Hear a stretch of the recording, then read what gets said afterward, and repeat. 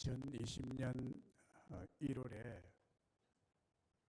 그러니까 3년 전에 중국 우한 폐렴으로 시작된 코로나19 감염병으로 2020년 10월부터 마스크 착용 법적 의무화 이후 만 27개월 만인 지난 1월 30일에 실외뿐만 아니라 실내에서도 마스크 착용 의무 해제가 되었습니다. 참으로 오랜만에 마스크를 처음으로 벗는 자유의 날이었습니다. 정말 오랜만에 회복된 일상으로서 더욱 다행스럽고 감사할 뿐이었습니다.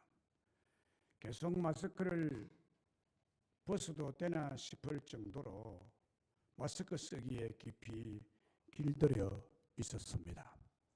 그런데 이런 자유스러운 일상을 되찾기까지 얼마나 많은 고통과 희생이 있었던지를 생각하면 전능하시고 전지하신 하나님의 섭리 앞에 가슴이 아프고 또 고개를 숙이게 됩니다.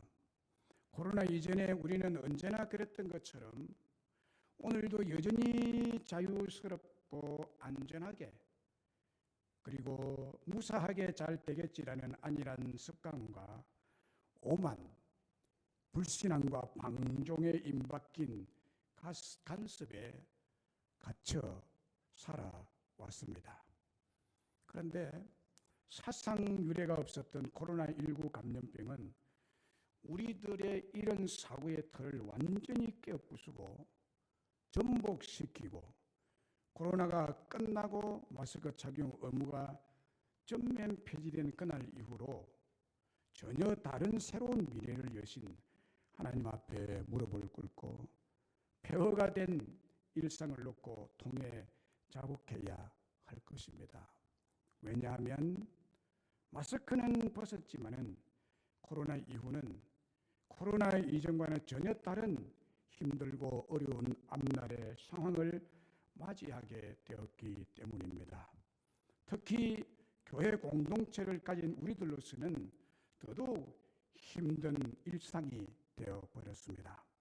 그러나 아무리 세상의 조건이 고난과 환난이 격심하다 하더라도 그것이 교회를 무너뜨리고 우리의 믿음까지 짓누르는 장애물은 될 수가 없습니다. 오히려 대부흥과 대각성은 언제나 절망과 환난, 어두움과 침체 속에서 일어났던 역사를 기독교는 가지고 있습니다.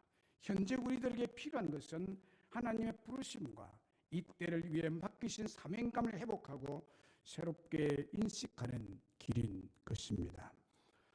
사람들은 누구나를 막론하고 나름대로 자기 인생의 사명을 걸고 그것을 따라 살아가게 됩니다.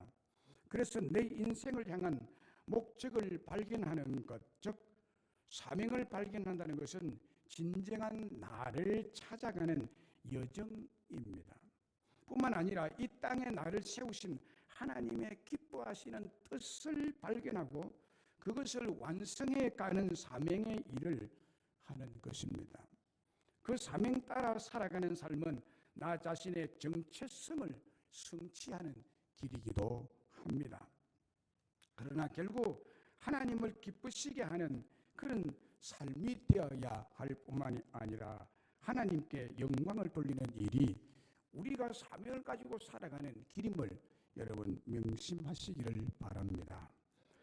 덴마크의 철학자이자 신학자였던 쇠렌 키르케고르는 그의 일기에 소명에 대해서 이렇게 정의를 내리고 있습니다. 소명은 나 자신을 이해하는 것이요 하나님이 진정 내게 무엇을 하기 원하는지를 아는 것이다. 그것은 나에게 참된 진리를 발견하는 것이며 내가 그것을 위하여 살기도 하고 죽을 수도 있는 이념을 찾는 것이다 라고 했습니다. 저는 이 소명에 대한 정의를 참 잘 내렸다고 생각합니다.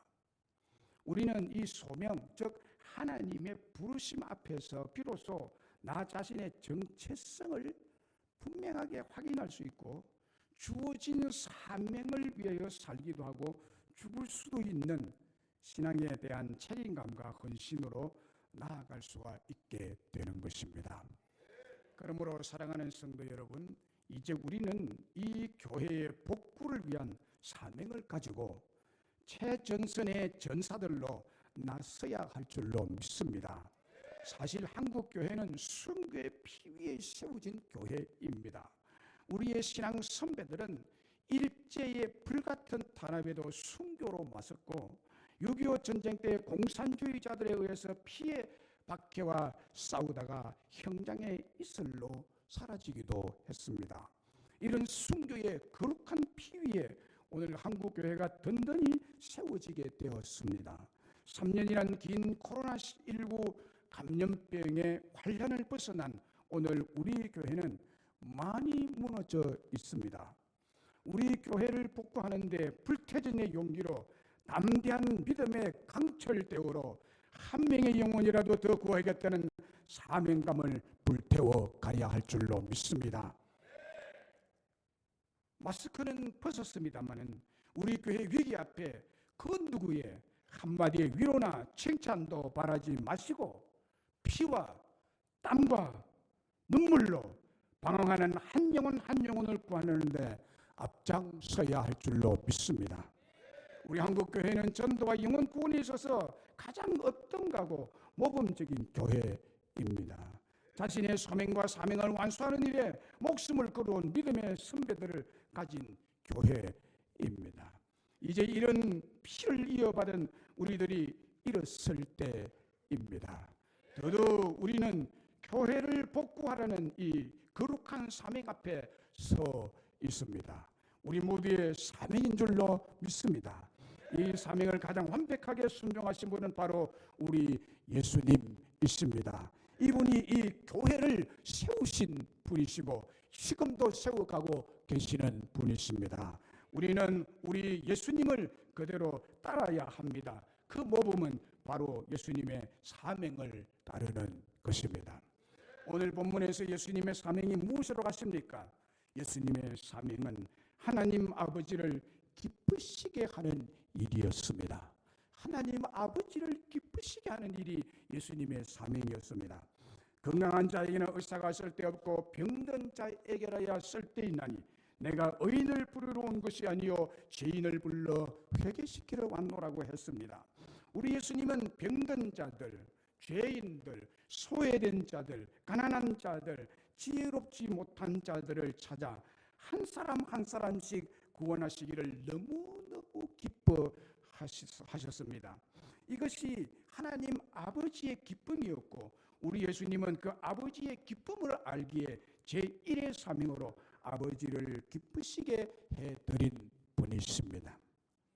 마가복음 1장 9절로 11절에 보면 그때 예수님께서 갈릴리 나사렛으로부터 와서 요단강에서 요한에게 세례를 받으시고 곧 물에서 올라오실 새 하늘이 갈라짐과 성령이 비둘기같이 자기에게 내려오심을 보시더니 하늘로부터 소리가 나기를 너는 내 사랑하는 아들이라 내가 너를 기뻐하노라 하시니라 라고 했습니다. 너는 내 사랑하는 아들이라 내가 너를 기뻐하노라.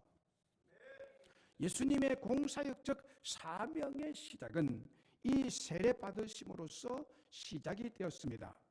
요단강에서 세례를 받고 물에서 올라오실 때 하늘이 갈라졌다고 기록하고 있습니다. 이 갈라짐의 현상은 헬라 원어를 보니까 스키조라는 단어를 씁니다. 스키조는 찢다는 것입니다. 찢어지다, 나누어졌다는 뜻입니다. 갑자기 하늘이 열렸는데 하늘이 찢어졌습니다. 하늘이 종이 찢어지듯이 쫙 찢어지면서 갈라지고 열리고 그 열린 하늘을 통해서 성령이 비둘기같이 예수님에게 충만히 임재하셨다고 기록하고 있습니다. 그리고 열린 하늘에서 하나님의 음성이 큰 소리로 들렸습니다. 그 음성은 너는 내 사랑하는 아들이라 내가 너를 기뻐하노라 라는 말씀이었습니다. 여기 하나님 아버지께서 사랑하는 아들 예수님을 향하여 기뻐하신다는 말씀을 했는데, 이 말이 무슨 말인가 하면 앞으로 예수님께서 하시는 모든 일을 다 기뻐하시겠다, 다 기쁨으로 받겠다는 뜻이고, 또 한 뜻은 예수님 자신은 아버지를 기쁘시게 해드리는 사역적 사명을 가지고 사역을 감당하실 아들이라는 뜻입니다. 아버지를 기쁘시게 할 아들이다, 이런 뜻입니다. 예수님의 사명은 아버지를 기쁘시게 해드리는 일입니다. 아들로서의 아버지에 대한 최고의 효도는 아버지의 마음을 기쁘시게 하는 거예요. 아버지의 마음을 기쁘시게 하는 거예요. 아버지의 마음을 행복하게 해드리는 것이 아들이 아버지에게 최고의 효도입니다. 뭐 많은 것을 해주고 속 썩이고 불안하게 만들고 뭐 두렵게 만드는 이것은 불효 중에 불효입니다. 우리 예수님은 아버지에게 너무나 효자이십니다. 그분은 아버지를 기쁘시게 해드렸습니다. 요즘 애들은 뭐 아버지가 있는지 없는지 다 과같이 사는 애들이 참 많아요.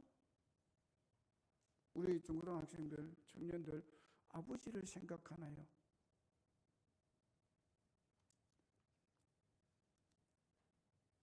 우리 예수님은 아버지를 기쁘시게 해드려요. 아버지에 대한, 아버지가 뭐 일찍 돌아갔다든지 뭐 아버지에 대한 부정적인 감정을 가진 사람은 고치셔야 됩니다. 하나님 아버지에 대한 이미지도 그렇게 생각하면 안 돼요. 하나님 아버지가 여러분 아버지와 같은 레벨에 두면 뭐예요 그게? 그건 신앙도 아니죠. 우리 예수님은 아버지를 기쁘시게 해드리는 자다. 누가복음 15장에 하나님 아버지께서 가장 기뻐하시는 일이 무엇인지 계시해주고 있습니다. 아버지가 그러면 기뻐하는 일이 구체적으로 뭐냐? 예수님은 그 일을 했다는 거예요. 이게 비유의 말씀이 누가복음 15장에 나타났는데 세 가지로 강조해서 이것을 아버지가 가장 기뻐하는 일이다 라고 세 가지 비유를 들고 있는데, 그 세 가지로 들은 이유는 한 가지만으로도 족한데 세 가지를 반복해서 똑같은 말을 하고 있습니다. 첫 번째 비유가 뭐예요? 우리가 잘 아는 대로 양 100마리 중에 한 마리를 잃어버린 비유입니다. 너희 중에 어떤 사람이 양 100마리가 있는데 그 중에 한 마리를 잃으면 99마리를 덜에 두고 그 잃은 것을 찾아내기까지 찾아다니지 아니하겠느냐? 또 찾아낸 저 즐거워 어깨에 메고 집에 와서 벗과 이웃을 불러 모으고 말하되 나와 함께 즐기자, 기뻐하자. 나의 잃은 양을 찾아내었노라 하리라. 이 비유의 참뜻을 이렇게 말합니다. 누가복음 15장 7절에 이렇게 말씀하고 있죠. 내가 너희에게 이르노니 이와 같이 죄인 한 사람이 회개하면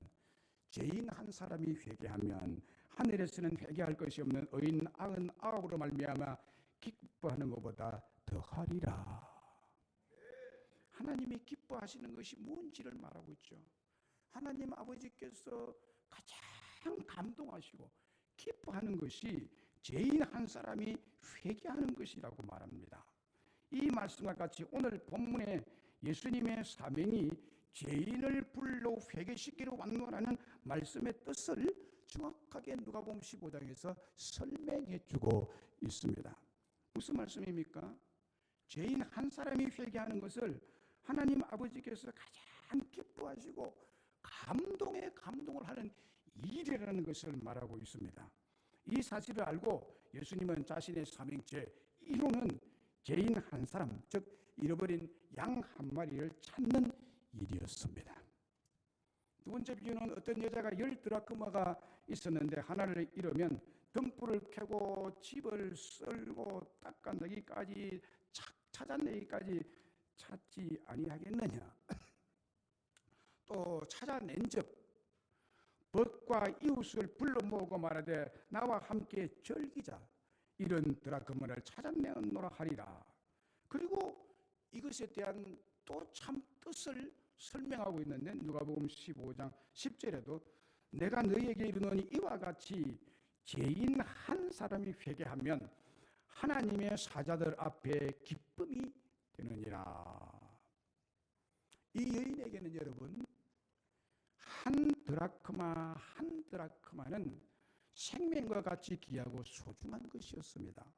그런데 그 한 드라크마를 잃어버렸을 때 찾을 때까지 찾지 않겠습니까? 최선을 다해서 땀 흘리며 그 귀한 드라크마를 찾겠죠. 그런데 찾고 난 다음에 찾으면 그만이 아니라 그것이 너무너무 기뻐서 최고의 기쁨이죠. 그래서 이웃과 함께 기뻐할 정도의 사건이라고 말하고 있습니다. 그 비유의 뜻도 뭡니까? 한 죄인이 회개해서 주님 앞에 찾긴 바가 되면, 하나님 앞에 나오게 되면 그것을 하나님이 가장 기뻐한다는 뜻의 비유죠. 세 번째 비유는 탕자의 비유죠. 어떤 사람에게 두 아들이 있었는데 둘째가 아버지의 유산을 밀리달라고 해서 재물을 가지고 먼 나라에 가서 허랑방탕해서 재산을 다 낭비했다고 했습니다. 재산 다 낭비했는데 설상가상으로 그 나라에 또 큰 흉년까지 들어버린대요. 그래서 먹을 것도 없어져 버려가지고 누가 써주지도 아니하고 겨우 돼지 치는데 종살이로 가게 되었습니다. 돼지를 치는데 돼지 열매도 보통 열매가 아니라 못 먹는 열매 흉년이 들어오니까 지음 열매로 배를 채우려 했지만 그 열매도 주는 주인이 없었습니다. 그만큼 크게 흉년이 들었습니다. 굶주려 죽을 판입니다. 그때 아들이 스스로 이렇게 생각합니다. 스스로 회개하면서 돌이키는데 이렇게 혼자서 중얼거리죠. 내 아버지에게는 양식이 풍족한 품꾼이 얼마나 많은가. 그런데 나는 여기서 줄여 죽는구나. 내가 이제 아버지께 일어나 가리라. 가서 이르기를 아버지, 내가 하늘과 아버지께 죄를 지었사오니 지금부터는 아버지의 아들이 될 걸음을 감당치 못하겠네. 나를 품꾼의 하나로 보소서. 아버지 종이 되겠나이다. 이것이 바로 회개죠. 스스로 회개하고 일어나서 아버지에게로 돌아갔다고 했습니다. 아들이 돌아왔을 때 아직도 거리가 먼데 아버지가 그를 보고 최근히 여기서 달려간 목을 안고 입을 맞추며 기쁘게 그 아들을 맞아줍니다. 한 아들이 돌아오는 것을 기뻐하는 아버지, 돌아오는 것을 기뻐하는 아버지입니다. 그때 아들이 이렇게 말합니다. 아버지, 내가 하늘과 아버지께 죄를 지었사오니 지금부터는 아버지의 아들이 그럼을 감당하지 못하겠나이다라고 아버지에게 고백을 합니다. 그 회개의 마음을 아버지에게 직접 말했을 때 아버지는 그를 아들로 받아주는데 이렇게 말하죠. 종들에게 제일 좋은 옷을 내어다가 입히고 손에 가락지를 끼우고 발에 신을 신기라. 그리고 살찐 송아지를 끌어다 잡으라. 우리가 먹고 즐기자. 먹고 기뻐하고 즐기자. 잔치를 베풀어서 기뻐하자. 그리고 아버지가 이렇게 말합니다. 누가복음 15장 24절에 이 내 아들은 죽었다가 다시 살아났으며 내가 잃었다가 다시 얻었노라 하니 그들이 즐거워하더라. 이때요 맏아들이 돌아와가지고요 풍악과 춤추는 기쁜 소리를 듣고는 아버지께 불평을 늘어놓습니다. 이 교회의 상황을 말하는 이 교회에 꼭 이런 사람이 있어요. 맏아들은 오래오래 교회를 다니는 사람들, 쉽게 말하면 찢김이. 내가 여러 해 아버지를 섬기며 명을 어김이 없거늘 내게는 염소 새끼라도 주어 나와 내 벗으로 즐기게 하신 일이 없더니 아버지의 살림을 장녀들과 함께 삼켜버린 이 아들이 돌아오며 이를 위하여 살찐 송아지를 잡아요. 이때 아버지의 말을 들어보세요. 누가복음 15장 32절. 이 내 동생은 죽었다가 살아났으며 내가 잃었다가 얻었기로 우리가 즐거워하고 기뻐하는 것이 마땅하니라. 할렐루야. 한 사람이 돌아오는 거예요. 잃었다가 찾은 한 영혼을 하나님은 그렇게 기뻐하신다. 이게 아버지는 하나님 아버지를 비유하고 있습니다. 하나님 아버지는요, 한 영혼이 회개하고 돌아오는 것을 그렇게 기뻐하셔요. 예수님의 사명이 바로 이것이었습니다. 아버지를 기쁘시게 하는, 죄인을 해결시키려 온 자입니다. 그래서 여기서 반복되는 말씀이 내가 너희에게 이르노니, 지금 여러분들에게 이르는 말씀이에요. 이와 같이 죄인 한 사람이 회개하면 하늘에서는 회개할 것이 없는 의인 99으로 말미암아 기뻐하는 것보다 더 기뻐하는 것이다. 더 기뻐하는 것이다. 이것이 하나님 아버지의 마음입니다. 하나님 아버지는 한 사람을 찾는 것을 가장 기뻐하십니다. 그래서 우리 예수님의 사명이 바로 죄인 한 사람을 찾아 회개하게 함으로 아버지를 기쁘시게 하는 사역이었습니다. 싱가포르에 로렌스 콩 목사님이 있습니다. 로렌스 콩 목사님. 그가 목회를 하고 있는 교회는 믿음 침례 교회입니다. 페이스 커뮤니티 베프티스트 처치 침례교죠. 이 교회는 지금 수만 명의 성도가 모이는 유명한 교회로 성장했습니다. 그런데 처음서부터 그리 된 것이 아니라 이 목사님이 이 교회에 부임을 해갔는데 목회 초기에 어려움이 굉장히 많았다고 합니다. 처음 부임했을 때 한 300명 정도 성도들이 모여서 함께 신앙생활을 했다고 합니다. 그런데 언제부터인가 성도들이 교회를 떠나기 시작해서 열 몇 명까지 남았다고 합니다. 성도들 가운데 자신을 비난하는 사람도 많아졌습니다. 이때 로렌스 콩 목사는 자신이 실패자인 것 같다는 생각에 좌절하고 말았다고 합니다. 그러던 어느 날 성경을 읽던 중에 마가복음 1장 11절의 말씀을 읽게 됐습니다. 하늘로부터 소리가 나기를 너는 내 사랑하는 아들이다. 내가 너를 기뻐하노라 하시니라. 이 말씀을 읽는데 그 말씀이 갑자기 자기 눈에 확 들어오더랍니다. 이 말씀은 예수님께서 세례받으신 후에 성령이 비둘기같이 임하고 하나님의 음성이 들려온 장면이죠. 앞에서 말씀드린 대로. 그런데 이 말씀을 읽는 순간 너는 내 사랑하는 아들이라 내가 너를 기뻐하노라 하는 음성이 바로 자신에게 하시는 말씀처럼 들려왔다는 것입니다. 그리고는 자기 마음에 이런 음성이 들리더래요. 교인들이 너를 비난하느냐? 괜찮다. 내 아들아 내가 너를 사랑한단다. 성도들이 너를 떠나가느냐? 걱정하지 마라. 내가 너를 기뻐하노라.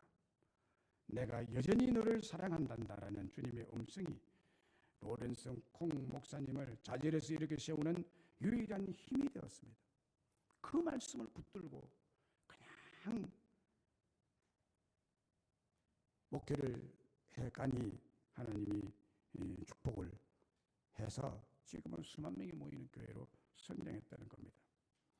아무리 실패하고 넘어져도 하나님께서 나를 사랑하시고 기뻐하신다면 그것으로서 저와 여러분은 만족할 수 있는 줄로 믿습니다. 그리고 자신의 사명을 하나님께서 기뻐하신다면 이보다 더 큰 위로가 어디에 있겠습니까? 특별히 한 영혼을 하나님 앞으로 돌아오게 하는 사명을 신실하게 감당한다면 하나님께서 기쁨으로 축복을 더하여 주실 줄로 믿습니다. 예수님의 사명은 바로 하나님 아버지를 기쁘시게 하는 일이었습니다. 뿐만 아니라 예수님의 사역과 사명을 하나님 아버지께서 기뻐하시고 영광을 받으셨습니다. 이와 같이 여러분, 예수님이 이렇게 했다면 예수님을 믿고 따르는 오늘 저와 여러분들의 사명 또한 동일한 사명이 주어졌다는 사실을 받아들이시고 믿으시기를 간절히 바랍니다. 그래서 우리들이 하나님을 기쁘시게 하는 사람들이 되어야 되는 거예요.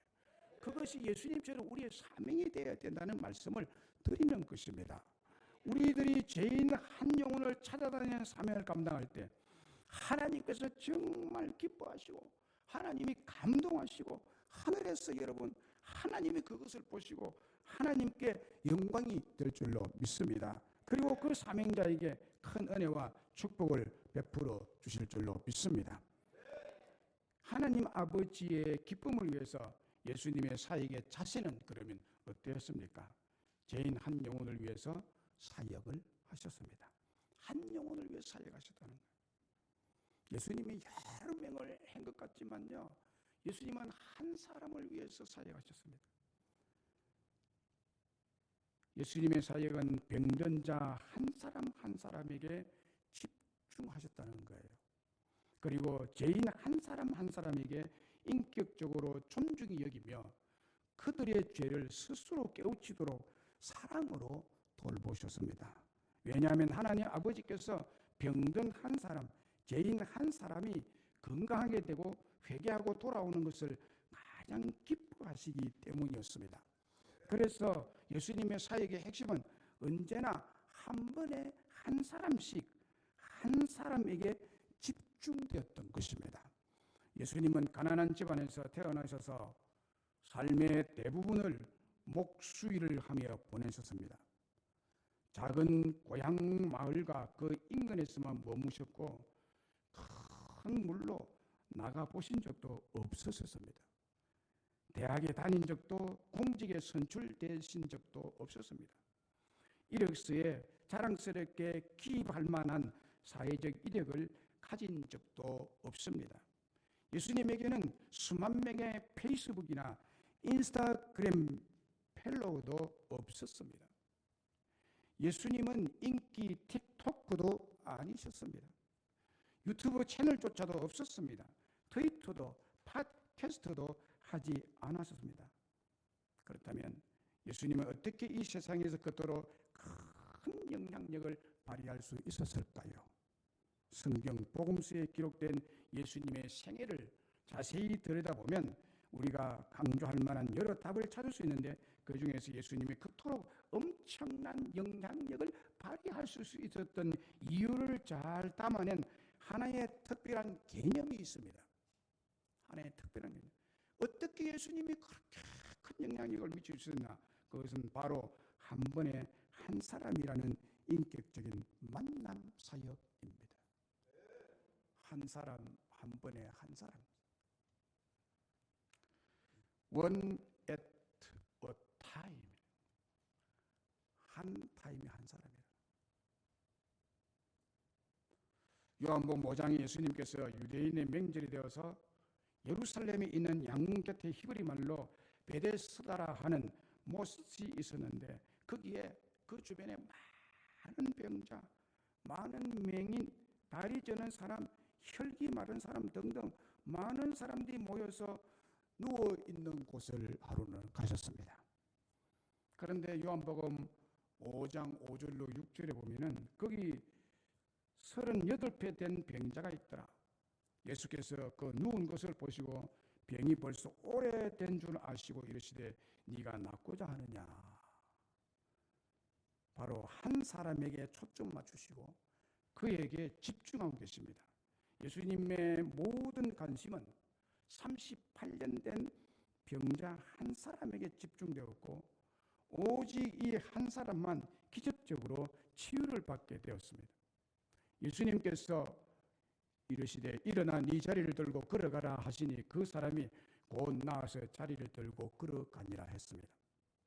예수님은 베데스다 연못에 모여있던 많은 병자, 많은 맹인, 다리 저는 사람, 혈기 마른 사람들을 다 지나쳤습니다. 그 사람들 다 만나지 않았습니다. 일일이 가서 악수하지 않았습니다. 그들을 다 고쳐주지 않았습니다.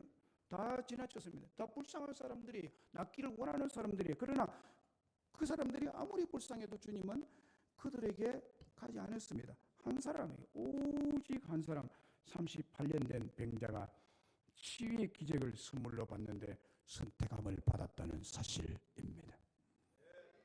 예수님은 언제나 한 사람에게 집중하시는 사역과 사명이 주어졌기 때문입니다. 예수님께서 또 한 번은 여리고로 가셨습니다. 그때도 많은 사람들이 예수님을 보겠다고 사방에서 몰려왔습니다. 사람들이 길거리에 인산인해를 이루어서 발 디딜 틈도 없을 정도로 사람들이 많이 모였습니다. 그때 예수님은 딱 한 명, 세리장 삭개오에게 초점을 맞추셨습니다. 무화과 나무 위에 올라간 삭개오를 주목하여 보시고 이렇게 말씀하십니다. 누가복음 19장 5절에 예수께서 그곳에 이르사 쳐다보시고 이르시되 삭개오야 속히 내려오라. 내가 오늘 네 집에 유하여야겠다. 여리고 성에 들어가서 한 사람 삭개오를 택하신 예수님은 그날 밤 오직 한 사람 집에, 삭개오 집에 1대1로 은혜와 사랑을 나누면서 삭개오를 완전히 변화시키고 새 사람으로 거듭나게 하십니다. 바로 38년 대 병자였던 그 한 사람, 여리고 세무서장 그 한 사람 삭개오, 똑같이 오늘 우리들을 한 사람씩 여러분들에게도 여러 명을 무리로 부르신 것이 절대로 아니에요. 우리 예수님은 인격적으로 한 사람 한 사람에게 개별적으로 만나주시고 은혜와 사랑을 베풀어 주셔서 여러분 한 사람 한 사람의 손을 잡으셔서 이 자리에 앉혀주시고 구원을 주신 줄로 믿습니다. 얼마나 감격스러운 기적적인 일입니까? 하나님은 여러분을 대할 때 이 세상에 한 사람밖에 없는 것으로 대하십니다. 믿습니까? 휴대폰 카메라로 군중 속에 있는 단 한 사람의 사진을 찍는 것과 비슷한 방식입니다. 카메라를 인물 사진 모드로 놓고 찾는 한 사람이 눈에 들어올 때까지 화면에 집중합니다. 그런 다음에 줌으로 당겨 초점을 그 한 사람에 맞추면 주변에 있는 다른 모든 것들은 흐릿해지면서 초점에서 멀어지고 뒷배경이 되어버립니다. 예수님께서 많은 무리들에게 둘러싸일 때마다 수많은 군중에 매몰되지 않으시고 이렇게 한 개인에게 초점을 맞추고 그 한 사람에게 인격적인 은혜와 사랑을 가득히 베풀어 주시는 분이십니다. 그리고 구원과 행복을 그 한 사람에게 선물로 주십니다. 여기에 저와 여러분이 다 한 사람에 해당하는 사람들입니다. 병자였던 우리들, 죄인이었던 우리들, 버려진 고와 같은 여러분들을 한 사람씩 불러 회개시키고 하나님의 사람들로 회복과 복구해 주시기 위해서 우리 주님은 십자가를 지시고 죽기까지 순종하셨습니다.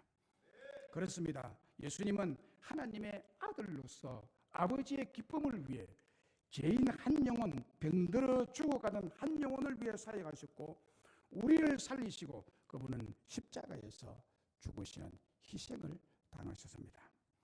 말씀했습니다. 1월 30일 마스크를 벗는 날, 해방의 날, 감격의 날이었습니다. 코로나19 감염병으로 2020년 10월부터 마스크 착용이 법적 의무화가 된 이후로 실외뿐만 아니라 실내에서도 마스크 착용 의무가 1월 30일 날 해제된 날이었죠.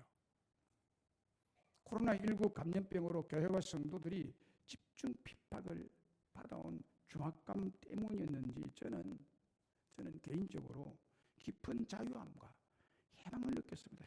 이제 됐다 라는 성도들을 지키고 교회를 지켜야 할 사명이 저에게 크기에 그랬던 것 같습니다.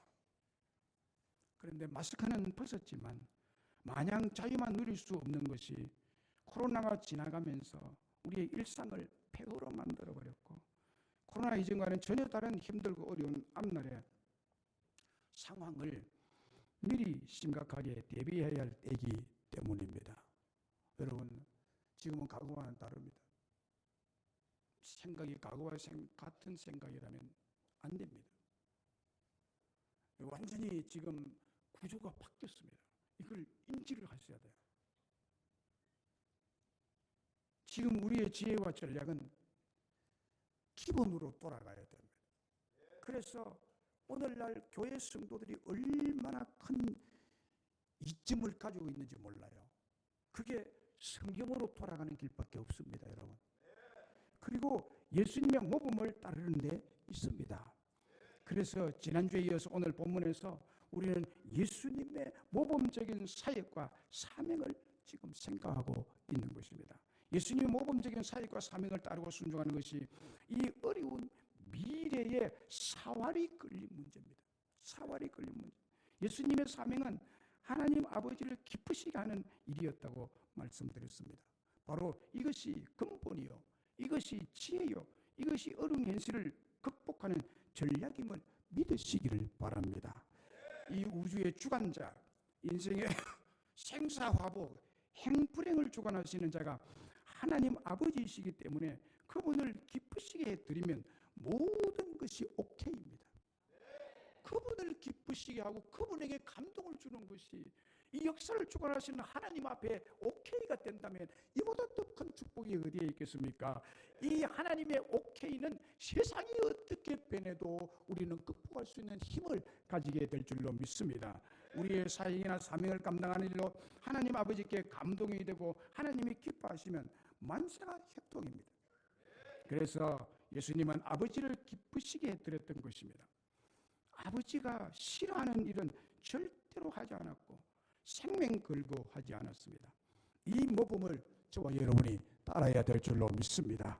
그리고 하나님 아버지의 기쁨을 위해서 예수님은 죄인 한 영혼을 위해서 사역했습니다. 한 영혼을 위해서 십자가를 지셨습니다.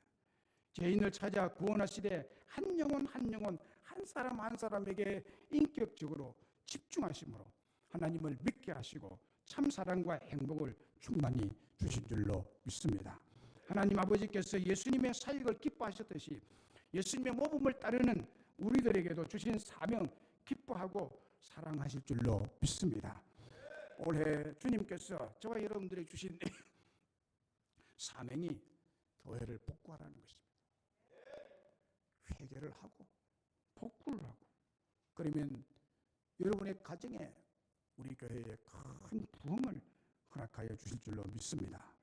우리 모두 이 사명에 충성을 다할 때 잘했다 칭찬하실 것이고 30배, 60배, 100배의 복으로 축복해 주실 줄로 믿습니다. 주님의 기쁨 되기